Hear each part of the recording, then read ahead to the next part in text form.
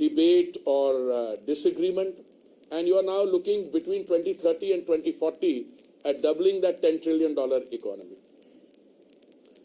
Now, all my life, I've studied, as I said, continuity and change. And I see many of you around here who've looked at foreign policy and trade policy perhaps equally closely or more closely. There are two or three things I want to just mention. In 1947, when we became an independent country, we became part of a world whose agenda had already been established by others. The Bretton Woods institutions, I mean the World Bank, the International Monetary Fund, the General Agreement on Tariffs and Trade, had already been established. Why do I say that? You know, Bretton Woods is a sleepy place in New Hampshire where the talks took place on how the post-war architecture for governance would be established. And out of that came the IMF, the World Bank, and the GATT, because they could not agree on the International Trade Organization, because the US legislature didn't want sovereign decision-making authority to move from its legislature to a body of bureaucrats sitting wherever it was, ultimately in Geneva. So the GATT was created, General Agreement on Tariffs and Trade. Now, if you look at the preamble of the GATT, it's very interesting. I looked at it just when I was preparing to meet all of you, and at the heart it says,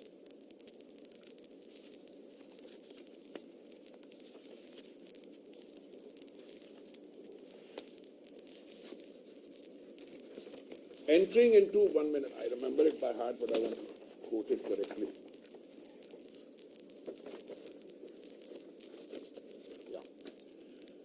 The preamble of the GATT states that relations in the field of trade and economic endeavor should be conducted with a view to raising standards of living, ensuring full employment and a large and steadily growing volume of real income and effective demand, developing the full use of the resources of the world, and expanding the production and exchange of goods.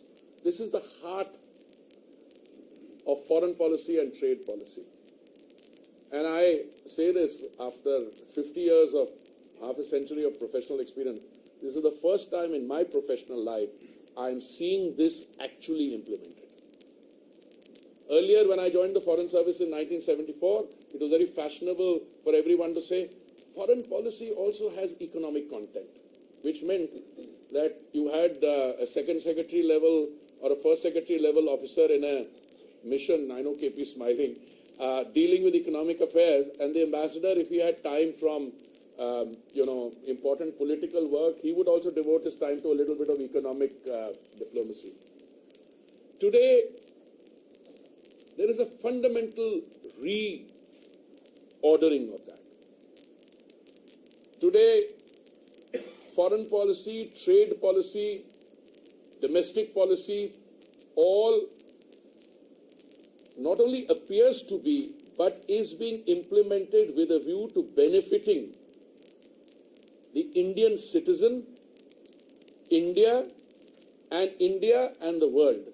So I was just saying, I said, what are we looking at here? Modi-led India brings growth, global goods and gratitude. Let me give you an example. When the Honorable Prime Minister travels outside, the Prime Minister of Australia, Albanese, calls him boss. The kind of respect with which he is received in Papua New Guinea by their Prime Minister, the Swabhiman, Seva, vaccine Maitri. You see, at the end of the day, no matter which way you look at it, a leader and a country led by a leader with broad shoulders, a tall leader, will be judged not how the country fares in normal times, but how a country responds to challenges. And I believe that the pandemic challenge was once in a lifetime kind of challenge. Because I was, as I keep saying, I was in Geneva and New York heading the Indian missions to the UN when we dealt with SARS, Ebola, H1N1. But the but the pandemic which we had to face in the beginning of 2020 was more like the Spanish flu of 1918, which is resulting in devastation of an unprecedented order. And look what happened. Let me talk about the vaccine and the health sector part of it.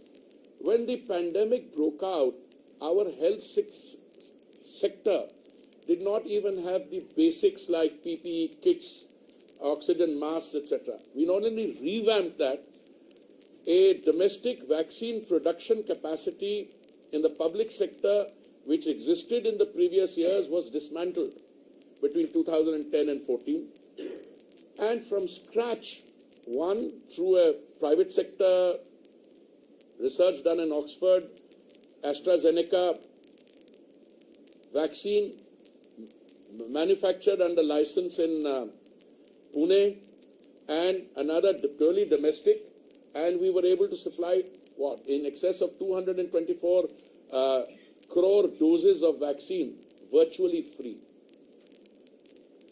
And yesterday, I think 1 or 2 days ago, I heard somebody in the public recalling that Delhi has a population, I think of about 2 crores, UP has a population of 20 crores, and somebody in heading Delhi was intending for more oxygen than UP was intending. So, but forget about what we did inside, what we did for the rest of the world. 193 countries are there as per my recollection of UN ranking. I think we must have supplied vaccines either free or under preferential commercial rates to 120 countries or so. Now, a country which is able to do that domestically and then supply, so to me that is Seva, Vaccine Maitri, Sankalp. Now, the Honorable Prime Minister turned around the other day. One is that you can be content with your present, you can draw great satisfaction from the fact that you think you are doing well. But the other is to set yourself a challenge that 2047 तक एक विकसित देश बनना है.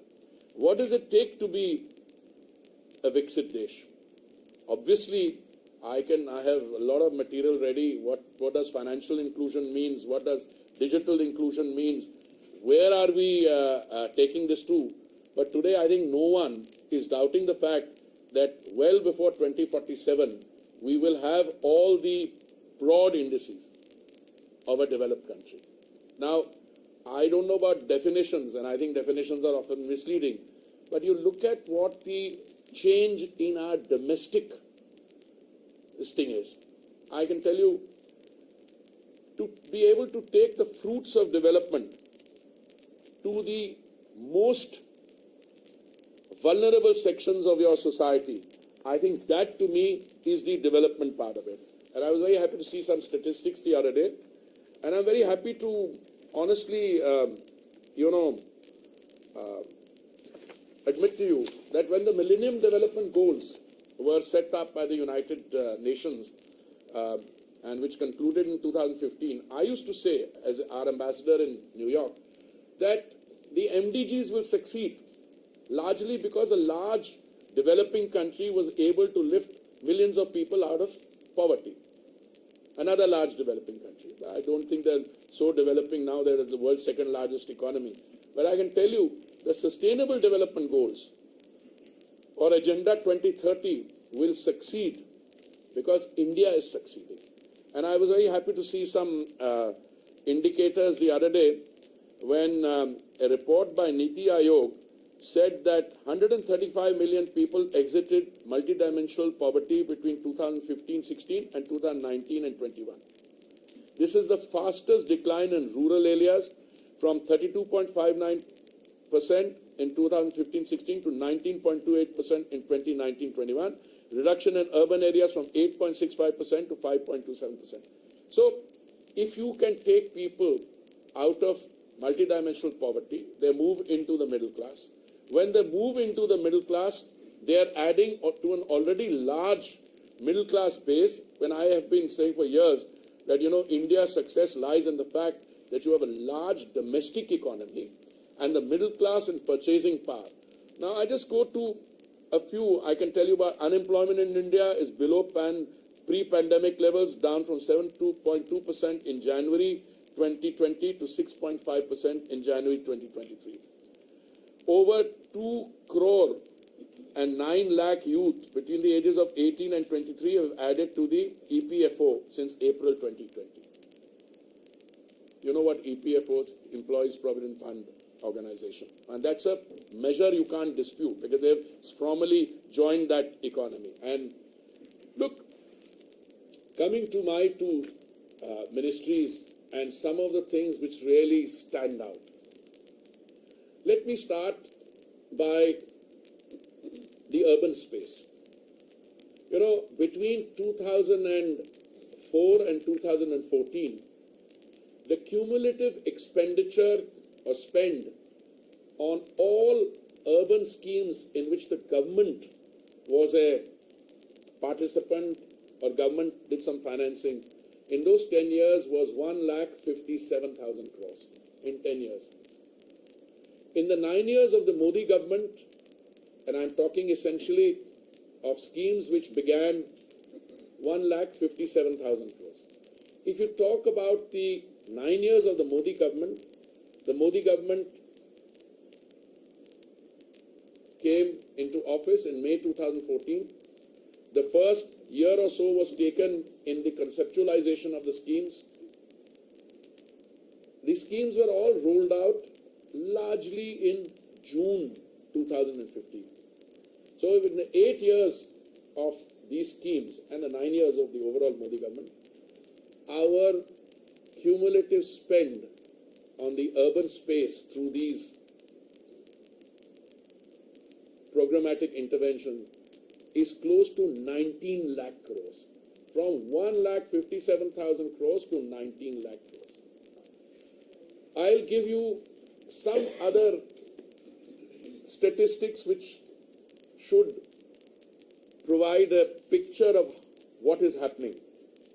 You know, most countries in the world, including the larger economies, and I include particularly the larger economies, when they were faced with the challenge of the pandemic, there was a tendency in most of these countries for the governments, and because they had the economic wherewithal, the resources, to provide large stimulus packages.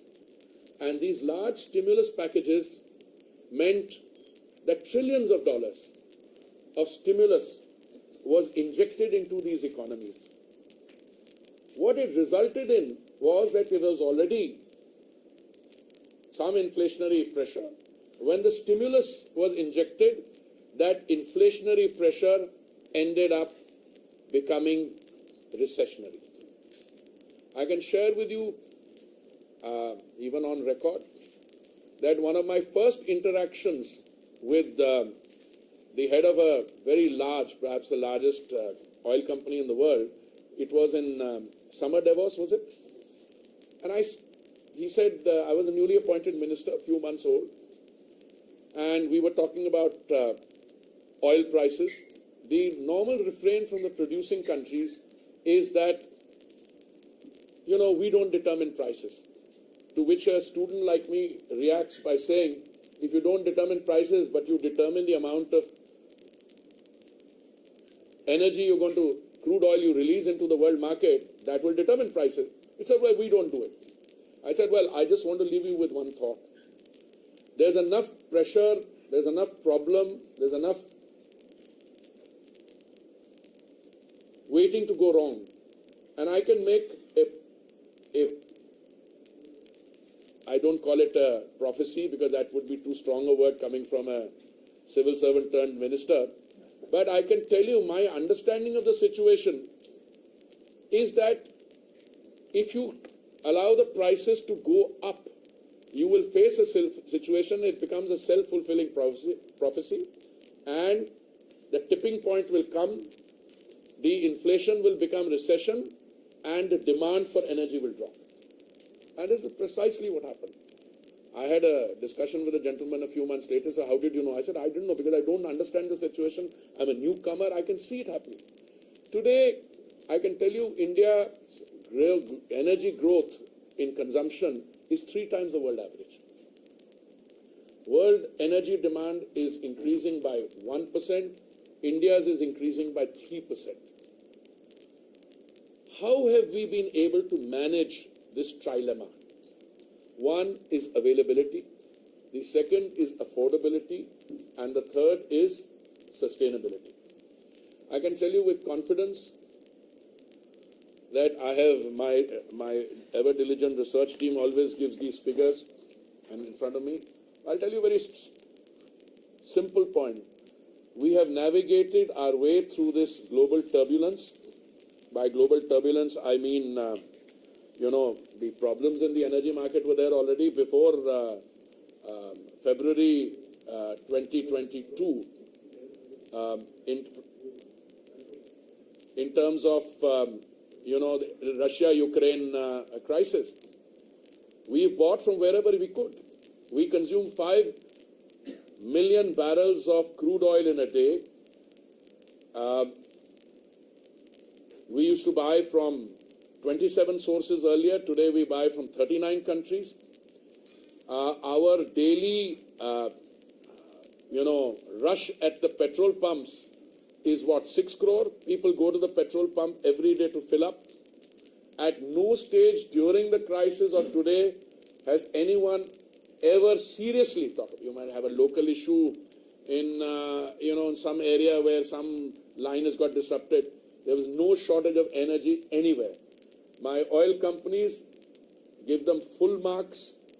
Even when there were torrential rains in the northeast, they were able to supply gas cylinders by walking through water, by carrying the cylinders on their shoulders. How were we able to maintain affordability? Because the Prime Minister personally monitored the situation, and on 2 occasions, November 2021 and May 2022, he reduced the central excise on petrol and diesel. The reduction in central November 21 and May 22. He reduced the central excise on petrol and diesel by a significant part, 6 and 13 rupees, 13 and 16 rupees, and the BJP ruled states immediately reduced their VAT. Now this has resulted in a very interesting situation. The only parts of our political system which talk about high petrol and diesel prices are the ones who have not reduced their VAT. Let me give you 1 or 2 examples. I'm talking about the increase between June 21.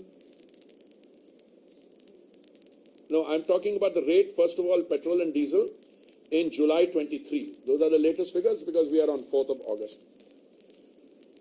In Guwahati, petrol retails at 98 rupees a litre.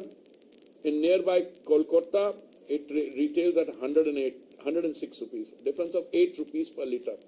Now, it's not 8 rupees a litre. When you go to fill a tank, I don't know what kind of vehicles you drive, but some of your tanks are 40 litres, some are even bigger. So if it's an average of, say, 40 litres in a petrol tank, 40 into 8, in one go. So this is the difference. Between Bhopal and Amravati, between Lucknow and Bangalore, between Goa and Raipur. Let me take Goa. 97 rupees 68 paise. Raipur, 102 rupees. Difference of 4.77 rupees. Differences in all these. This thing is Gandhinagar and Jaipur. 12 rupees different. Gandhinagar, petrol retails at 96.63 rupees a litre. In Jaipur at 108 rupees 48 paise.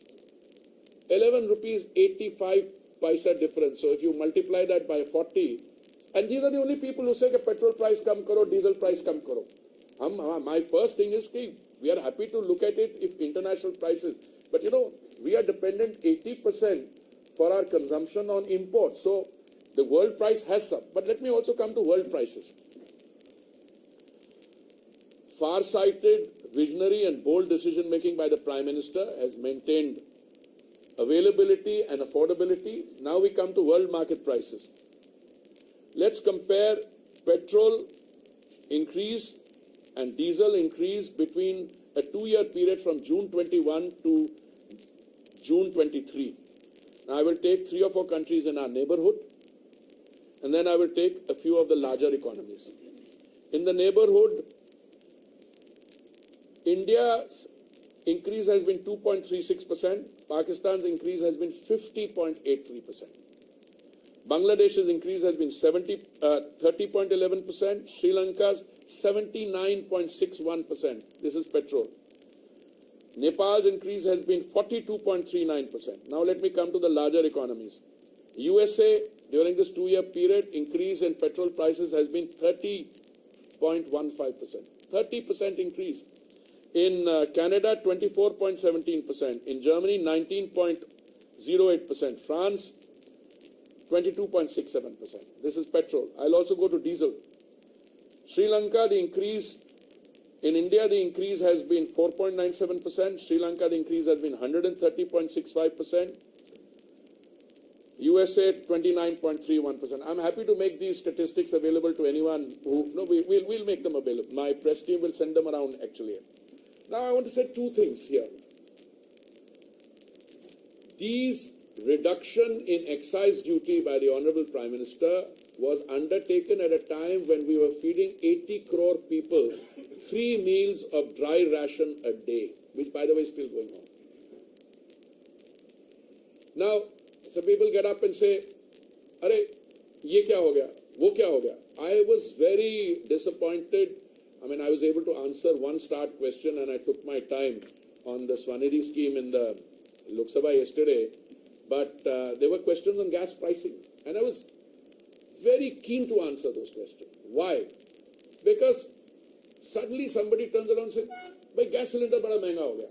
Now, I don't know, correct me, I think in the last 1 year the price has gone up only once. Okay? Now, people don't realize that there's already a subsidy there. For instance, today in 2023, thanks to all the work done by the Modi government, and the Prime Minister is personally committed to this, the number of gas connections, I think, has gone up. I'm talking about LPG connections from 14 crores to something like 32 or 33 crores. And let me also mention to you that out of this 9 crores 60 lakhs are Ujjwala connections. 9 crores 60 lakh Ujjwala connection means this was a connection given free. During the pandemic, when there was a extreme vulnerability, the Honorable Prime Minister ordered that 3 free gas cylinders would be given to every beneficiary.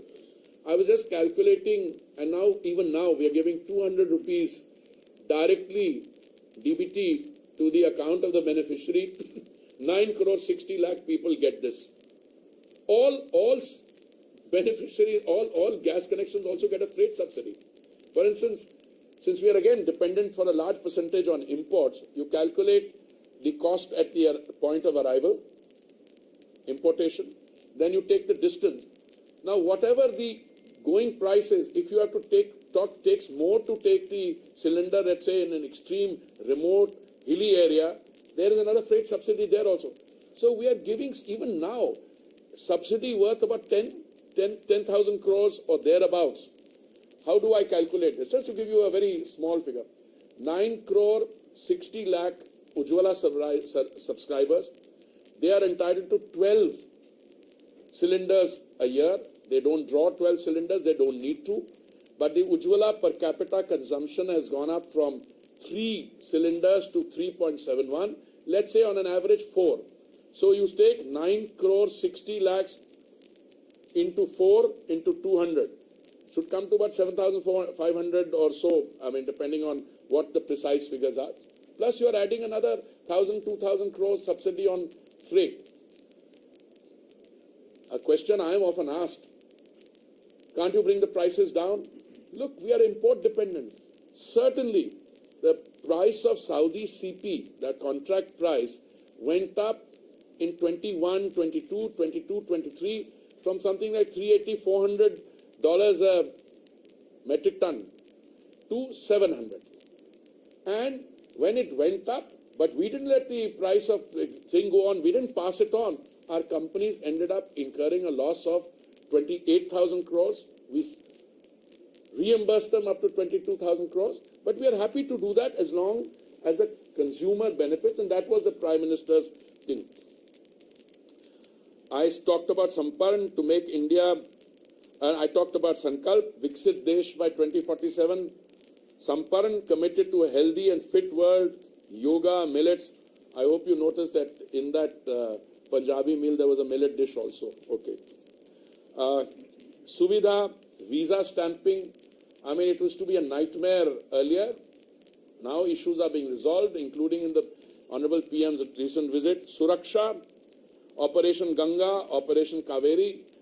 I can't think of any other country in the world which deputed 4 cabinet ministers to bring back 25,000 Indian students stranded in Ukraine through 4 adjoining countries. I had the privilege of being.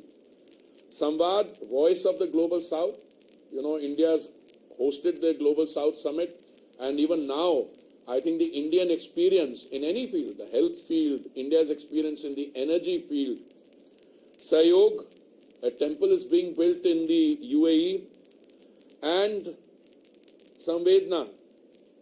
You know, people sometimes turn around and say your relations with a particular country are not that good. Why do you come to their assistance? But that's not the issue.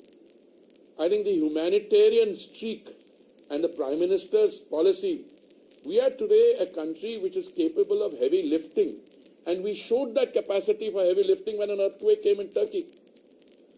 You know, the Prime Minister was not, I think, in town. I think he was traveling. If I remember correctly, it was during the India Energy Week when the earthquake took place. And I remember wherever the Prime Minister was, somewhere outside Delhi, the instructions came before anyone. We were one of the first countries to send not just relief assistance, but sizable relief assistance, both in terms of helping at the local situation with, rescuing people, other relief supplies, etc. You know, I'm afraid I'm having to jump a little. Another thing which not many people realize, every government has good intentions. I have never taken the view that previous governments didn't have good intention. But you know, sometimes the way to, the way to hell is also paved with good intentions.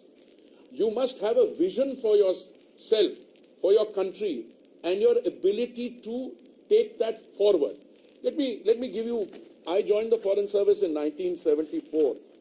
One of my first assignments was, I was not even, I was a trainee. We'd come back after the foundation course. I was attached to the policy planning division with somebody I greatly admired, Mr. Damodaran, A.K. Damodaran. We used to call him Professor Damodaran, my friend Ramu's father. And I used to sit with the section there. I used to, I was assigned, I asked the Joint Secretary, he was Joint Secretary, I said, sir, what can I do? He said, educate yourself on what happened in the OIC summit in Rabat in 1969. This is 1974, it was a very tough one. What happened by the way, many of you are so young that you don't remember what happened in 1969, but I can remind for you, we faced scorn in the international arena because at the summit where we sent a representative, India was left red-faced with having been forced to leave the OIC summit at the insistence of Pakistan, despite having been invited. You know, ek to aap invite na kariye. But he went there and Pakistan said, now how are you allowing this country in? You look at that and look at today.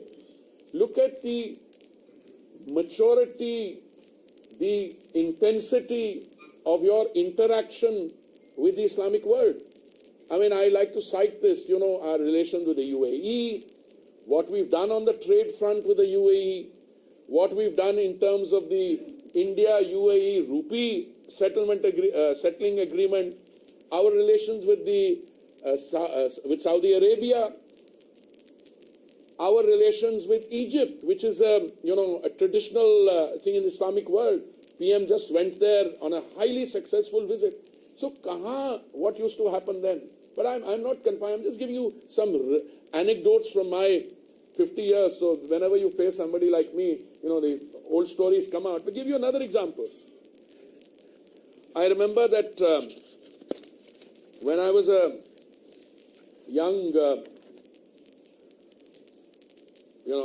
director level officer, the then Prime Minister, I think it was Shri Rajiv Gandhi, decided to establish at the 9th Non-Aligned Summit, which took place in Belgrade in 1989, it decided to establish a group called the Group of 15. What was this Group of 15? With the aim of cooperation amongst developing countries in the area of investment, trade and technology. And it was a middling group of countries that did not share much in common, hoping that they would collectively get the strength to engage as interlocutors of the developed world. 1989, not that far back. And the group aspired to talk to the West and present a united front for the developing world. Now, this is the kind of mindset you were in. Even 1980. What is it today? Today you chair the G20, the G7 is talking to you, you go and address the G7. That is the change. And that change, I respectfully submit to you, came after 2014. I can go into individual examples to say how. No. Let's say climate change. People talk about my urban infrastructure, and it's fair enough. But today what you're facing is an total extinction of something called a climate skeptics. They used to say, climate change kuch nahi hai. But as you see the facts, the rainfall that you're getting is the highest in 50 years. The global warming is no longer the issue. It's global boiling now. Today you have a situation where, I believe that you guys have this tremendous power. Ek photograph aap laga dete, the narrative changes. I remember when we were on the Security Council, there was a body of a child washed ashore after the Syria conflict. Geeta, you'll remember that. That changed the global narrative on, the civil strife and conflict in Syria. Today, if you open the Western press, you have sights of parts of Greece burning and a child, half clothed. It's boiling there. You see reports from Vermont, in the US. You see parts of Europe.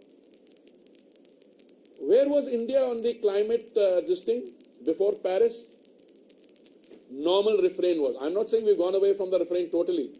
But I think the Honorable Prime Minister realized before Paris and then again before Glasgow that, it's all very well to say, this is not my problem, he has caused the problem, polluters pays principle. No, you, KP, or the other guy, you caused the problem because you've done you have more consumption, you have more, you create more pollution, and the polluters pay principle.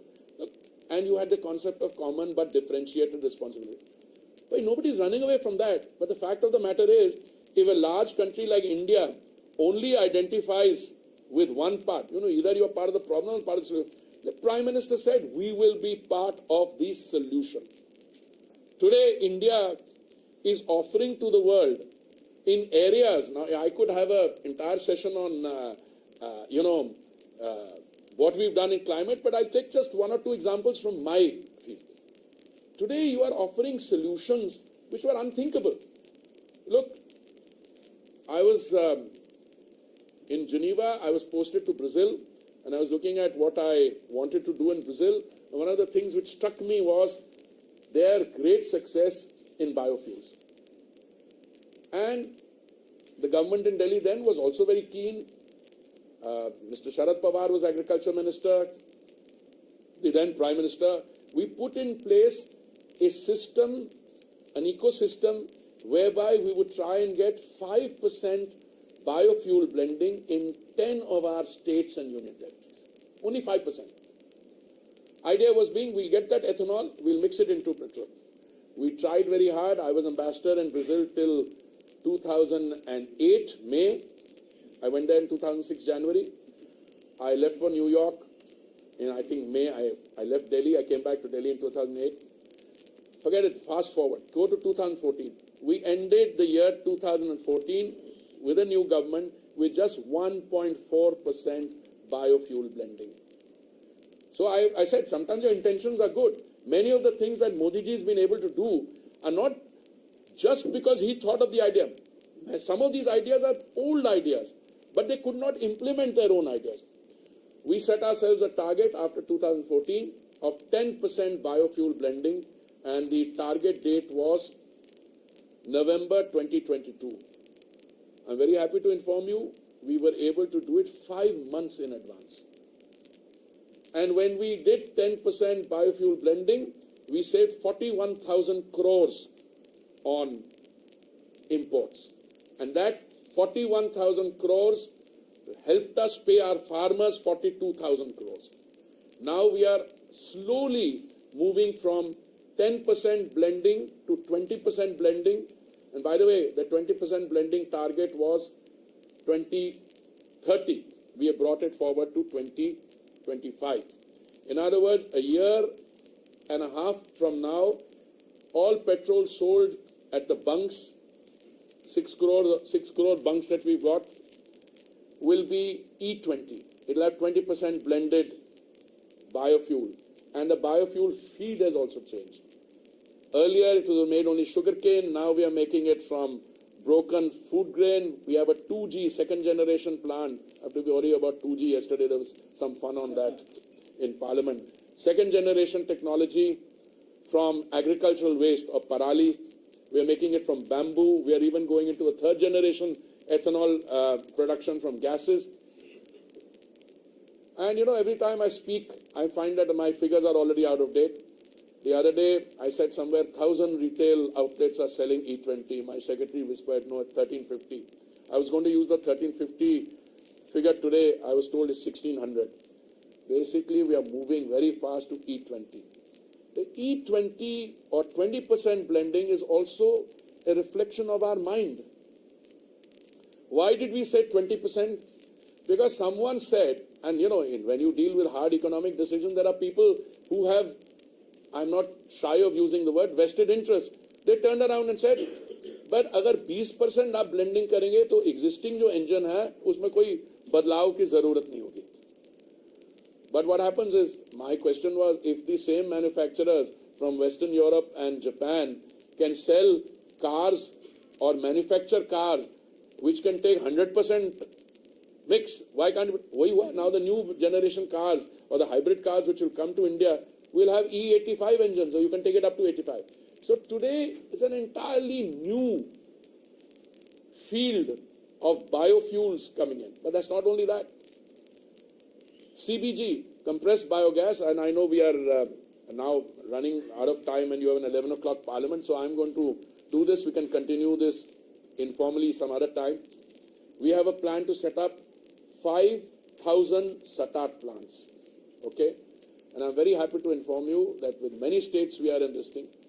So, friends, let me quickly rewind our economic history from 1700, when you were a global leader, when a Seth sitting in Calcutta could transfer the entire proceedings of the East India Company through one bill of transaction.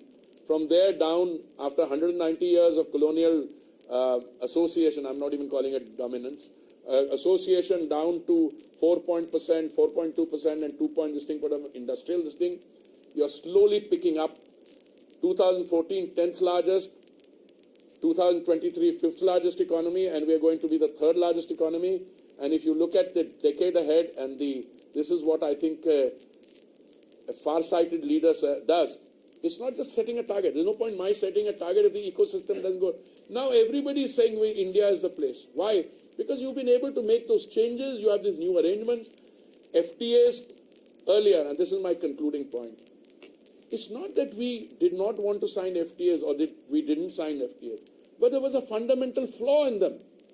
You were not careful when you signed those FTAs. You had provisions on rules of origin in them. So if my FTA is with this gentleman here, Thailand, let's say, and Indonesia, very good. Yeah, the FTA is supposed to increase trade between the two trading partners. And when there's an increase in trade, both sides benefit. But the rule of origin was so loosely written that the goods which were coming in from that source. I don't mean any one country, Thailand or something. It was from one major supplier, as a result of which the manufacturing industries, I'm not talking about India, throughout the world had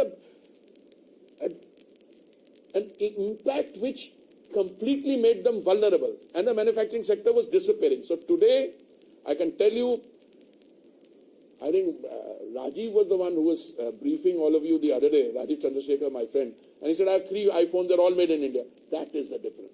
So I'm going to conclude here. I have still a lot to go, but I'll be happy to open it up for 5-10 minutes of question time, and then I think all of us have to go to Parliament. Yes, Vishnu. Just very brief question. Fantastic statistics. Please give us the statistics. You will get all the statistics. Have it by the end of the day. No, not only end of the day. We'll give it before that, because I have the material. I have all the material here. Just cull out mostly what I said, and then in a separate note what I wanted to say, but I didn't have the time. Yeah. So the question is, what is the new peg over here? Why are you saying all of this? Is this peg to G20 happening? G20 is the whole peg is Vixen. What is 2047 and what we have done in the last 9 years? I think the 9 years and going forward into the third largest economy, why do we have a degree of confidence on being able to do this? That's my conceptualizing. Rajiv must have had, I think, similar. I think Jaishankar ji will also be doing others. I have 2 ministries portfolios. I've tried to weave in parts of that here. I mean, I'll give another statistic. This is a McKinsey study that India is building between 700 million and 900 million square feet of urban space every year, which is the equivalent of a Chicago.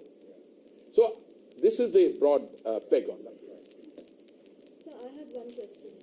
In the current political atmosphere, every state government is offering freebies. Our budgets are not surplus. How much of a challenge do you see the state subsidies free to India's goals of becoming a I use the expression, madam, that the good intentions, making freebies, making transport, bijli, free, there's a good intention, but it is the way to hell, because you've got now levels of bankruptcy in many of the states. You just have to see the state of countries, where countries are reaching. I don't want to name countries, but you all know what we're dealing with. They are not able to pay. I mean, in the case of a neighboring country in India, South, we extended $4 billion of different forms of assistance to them. And so, let's be very clear. At the end of the day, a subsidy has to be targeted at those who are the most vulnerable. The subsidy has to be targeted in a manner that it brings relief, but the subsidy has to be digressive. A subsidy cannot get entrenched for all times to come. Otherwise, then you're killing all the competitors. This is something Mr. Modi has been able to do. Actually, all your data and everything, opposition is saying that, okay, government is telling we are going ahead as far as financial, achievements are there. But the social fabric, like things like Manipur and I'll tell you something. I think, look, democracy, opposition must be allowed to speak. But I think they've made up their mind that they're going to be in the opposition for all their lives. Let me just explain something to you. What is the value of Parliament? I think the value of Parliament is their ability to put us on the mat. All right. Now, what has happened is, we have offered to have a discussion, and this is such a good opportunity that if you want a discussion on Manipur, we are ready for the discussion. Laying precondition, you must do this or you must do that. So I think उन्होंने अपने पैर पे कुल्हाड़ी मारी. Let me give you another, since the madam asked a question on freebies. इनका 2 तरीके का style होता है काम का. एक है, we generate the productive assets, we produce the resources. इनका स्टाइल क्या है? चिदम्बरम जी जब वित्त मंत्री थे, उनका स्टाइल काम करने का था कि आज महंगाई है तो ऐसे करो, आप ऑयल बॉन्ड्स फ्लोट कर दो. तो ऑयल बॉन्ड्स इन्होंने क्या फ्लोट किए? 1,40,000 करोड़ के ऑयल बॉन्ड्स फ्लोट किए, जिसमें हमें अब 3,50,000 करोड़ वापस देना चाह रहा है. तो freebies, deferring decision. Look, you want to run a country, there is no other way than the Modi way, which is You take responsibility and you bite the bullet in terms of taking the hard decision to do it. अब ये कहना कि वहाँ पे ये हो गया, वहाँ पे हो गया, अभी तो आपने कुछ दिन पार्लियामेंट के रहते, they wasted the rest, and many of them have come to me individually. I said, yeah, हमसे गलती हो गई. We should have allowed question hour to run. We could have talked to you about gas. मैंने कहा मैं तो I'm willing to have an open forum on all these issues. It's not that we don't want to provide relief, but आप discussion करने का, because I don't think they have a case. कल दिल्ली की discussion में, लोकसभा में आपने सुनी, apart from a brilliant performance by the HM, I was looking at the opposition faces. What were they saying? What were they saying? Here is a track record of somebody of what I call less than responsible governance, and you want to give power अपने अधिकारी के कमरे पे रात को 2 बजे red करवा दी, उसके कमरे से ले गए. You want to? These are the issues. But I think we have to go to Parliament. I'm very happy to continue this discussion. Yeah, please. We have been buying, crude from Russia at a very highly discounted rate for last 1 year, more than 1 year actually. More, actually more. Yeah, more than 1 year. Yeah. And our crude has been finding way to European markets also. And a number of European countries are very happy that we are getting crude through India, because India is buying it at a very discounted rate. And we are Don't believe any of these stories. Ask them what they are buying from Russia. Is there any possibility of, in fact, petrol and diesel prices being brought down? No, I'm coming. I'd be very happy to have a longer discussion. It's like this. Total amount of petrol, crude oil. Let's start with crude. Total amount of crude oil produced as per statistics which are produced by OPEC was about 102 million barrels a day. They are cutting production. It's come down to about 96, 97 million barrels a day. देखिए, at the end of the day, OPEC has to sell, Russia has to sell. वो जो बड़ी discounts की आप बात कर रहे थे, वो शुरू में बहुत अच्छे डिस्काउंट्स थे, फिर वो they started raising prices, we started diversifying. अभी वो डिस्काउंट्स उतने नहीं हैं, because but at the end of the day, please remember 2 things. Those who produce oil have to sell it. And if we are able to continue to play the market card, by market card means we all our people are together. Not all of them are in the OMCs. Some of them are in the private sector like Reliance and Nayara. Okay? So, all these things, it's not you buy from one and sell to the other. The other day I came up across a road, one large producer was buying from them, buying crude also, and then refining and selling. These are small parts. We have a refining capacity today of something like 300 million metric tons per annum. We have a 252 now with installed 252 million metric tons per annum, another 40-50 in the pipeline. And I used to use the figure 400 million metric tons per annum. PM used the figure 450 million tons. आने वाले समय में India will be one of the world's largest producer, investment in E&P. We are already the 4th largest refining hub, and we are going to end up as the 2nd largest refining hub. Because you are looking at a transition when fossil fuels will have to go away. But our refineries are not just going to make petrol and diesel, they will make petchem, they will produce green hydrogen. And by the way, green hydrogen is a story I would have liked to talk about, because those are the new things coming in, but please send them some material on our green hydrogen. Can I just one last question? You speak about urban spaces, but every time we have monsoons and rains, the cities come tumbling down. What's the kind of coordination with states in ensuring... I'm very happy you asked that. I'm very happy. Infrastructure, are you confident of a successful G20 should there be rains? No, don't worry about any of those things. First of all, all these issues are state subjects. So I'm afraid we end up issuing advisories. I'd be very happy to share those advisories with you. But what you're witnessing in terms of this thing, this is not urban planning problems alone. We are very fortunate that during this 9 years of the Modi government, our reprocessing of waste has gone up from 17% in 2014, which meant if you produced 100 tons of waste, you only processed 17%. Today it's gone up from 17% to 76%.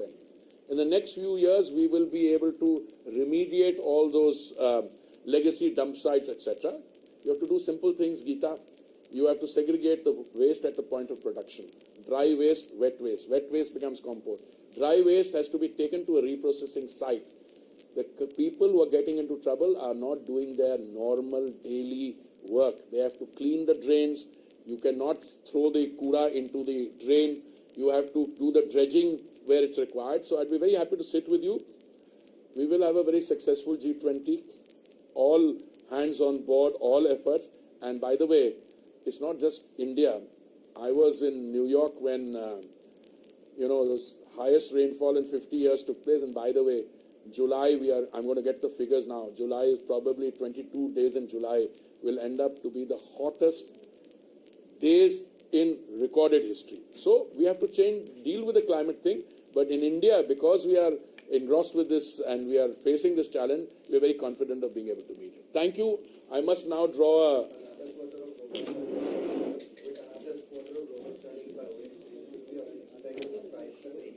Price. They've made good this thing, and if the international prices don't go through the roof or remain stable, yes, it's always a possibility. I'm very cautious in answering, as you see. So did you say the road to state subsidy is paved to hell? No, if the road to hell is paved with good intention.